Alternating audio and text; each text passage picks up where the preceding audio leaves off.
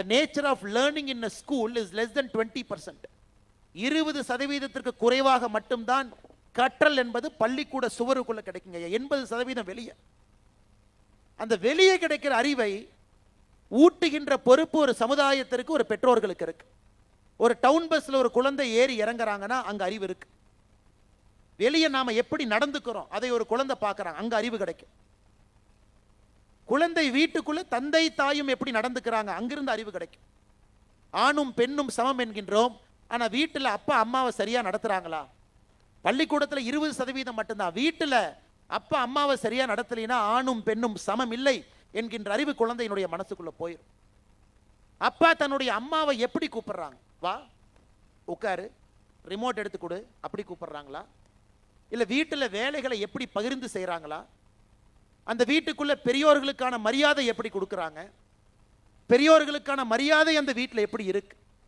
இந்த 80% கற்றல் என்பது பள்ளிக்கூடத்துக்கு வெளியே தாங்க ஐயா நடக்குது, பள்ளிக்கூடத்துக்குள்ள நடக்கல. அதனால் இங்க இருக்கக்கூடிய ஒரு பெற்றோருக்கும் அந்த மிகப்பெரிய சமுதாய பொறுப்பு இருக்கு. நாம் குழந்தைக்கு அந்த கற்றல் அறிவை வெளியே கொடுத்தால் மட்டும்தான் இந்த 20% இங்கே கிடைக்கக்கூடிய கற்றலை முழுமையாக கிரகிச்சு ஜீரணம் செஞ்சு அந்த குழந்தை சுவாமி விவேகானந்தர் அவர்கள் கேட்ட முழுமையான ஒரு குழந்தையாக இந்த பள்ளிக்கூடத்திலிருந்து வெளியே வர முடியும். ஒரு சின்ன குட்டி கதை சொல்றேங்க ஐயா. ஒரு சின்ன குட்டி கதை இந்த நேரத்தில் சொல்ல வேண்டும் என்பது என்னுடைய ஆசை. ஆன்மீக அறிவு இருந்தால் மட்டும்தான் ஒரு வாழ்க்கையை சமமாக பார்க்கக்கூடிய ஒரு பண்பு கிடைக்கும். இன்னைக்கு எனக்கு புரியலைங்க ஐயா, செக்குலர் எஜுகேஷன் அப்படிங்கிற வார்த்தையை பயன்படுத்துறாங்க. ஐயா எங்க பள்ளிக்கூடத்தில் செக்குலர் எஜுகேஷன். ஐயா செக்குலர் எஜுகேஷன் என்கின்ற வார்த்தை என்னன்னா, உண்மையான அர்த்தம் எந்த ஒரு மதத்தையும் சிறுமைப்படுத்தாமல் இருப்பதுதான் செக்குலர் எஜுகேஷன். எந்த ஒரு மதத்தை பற்றியும் பேசாமல் இருப்பது செக்குலர் எஜுகேஷன் கிடையாது. ஒரு மதத்தை சிறுமைப்படுத்தாம எல்லா மதத்தையும் சமமாக மதிக்கக்கூடிய ஒரு கல்வியை செக்குலர் எஜுகேஷன். இன்னைக்கு நம்முடைய பள்ளிக்கூடத்தில் தேவை ஒரு மதத்தை சார்ந்த எல்லா மதத்தையும் சொல்லிக் கொடுக்கக்கூடிய கல்வி ஒரு பள்ளிக்கூடத்தில் கொஞ்சமாச்சு இருக்கணுங்க ஐயா. ஒரு பள்ளிக்கூடத்தில் அரசு சொல்றாங்களோ இல்லையோ, பகவத்கீதையினுடைய 18 சாப்டரை அவங்க சொல்லி கொடுக்கணும். 8ஆம் கிளாஸ் ஆரம்பிச்சு 12ஆம் கிளாஸ் முடிக்கும் பொழுது அந்த குழந்தைக்கு ஸ்லோகம் தெரிஞ்சிருக்கணும்.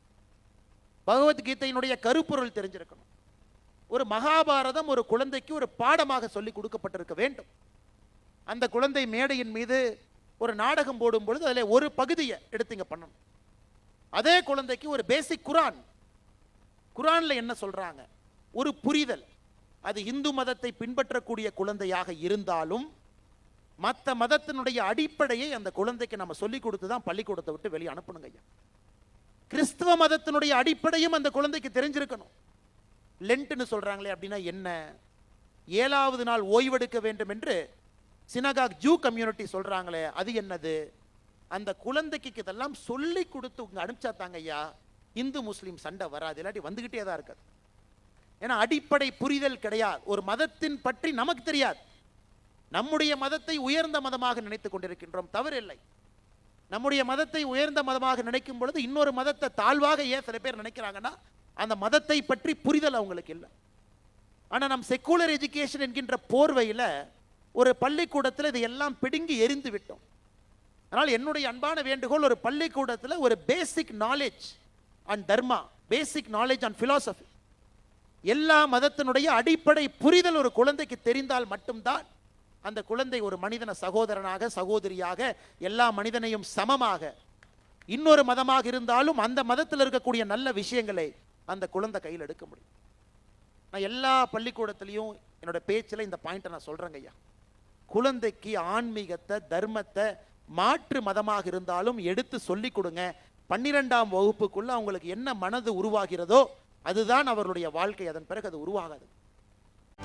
செய்திகளை உடனுக்குடனும் துல்லியமாகவும் தெரிந்து கொள்ள சப்ஸ்கிரைப் பண்ணுங்க.